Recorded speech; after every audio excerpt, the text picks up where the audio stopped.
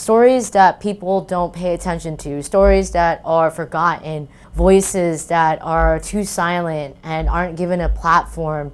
I want to give people a platform.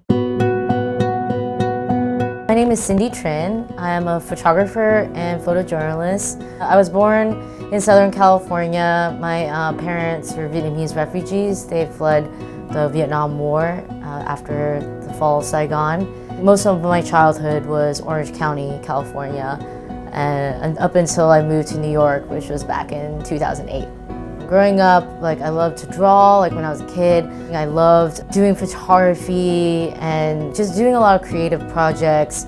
But growing up in an immigrant household with an immigrant mom, she didn't really approve of me trying to pursue a creative job professionally. So she wanted me to become a doctor or pharmacist, which I did not have any interest in whatsoever. And I ended up going to law school just because I thought it would help please my mom a little bit. But then also I figured, if I can't be an artist, maybe I could protect artists. But going to law school and graduating and trying to find jobs, I quickly learned that it's not for me. I really didn't feel anything towards the job. So that's when I decided I really want to just pursue photography full time, do my real passion, do what I always wanted to do. So I gave up being a lawyer. I basically quit my law job and I've been doing photography ever since.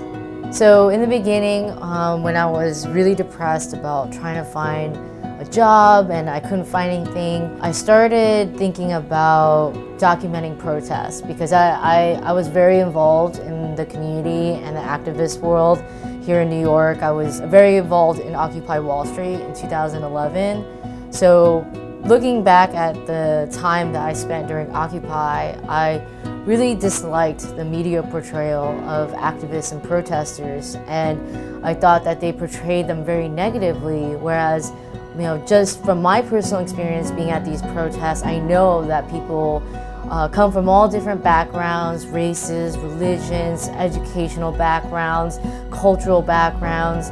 So I started documenting the protests that I was going to, and almost immediately I had a lot of photos go viral on the internet. People started contacting me. They wanted me to do photography for them. And then from there, it just built up. It's tough. I'm not gonna lie, it's tough. And it's a very saturated market, right? There's a lot of people trying to gun for the same jobs. But the best thing to do is find your eye, find your view. Think about the stories that you want to tell. Think about the kind of photography that you want to do. It can change people's minds. It can sway people.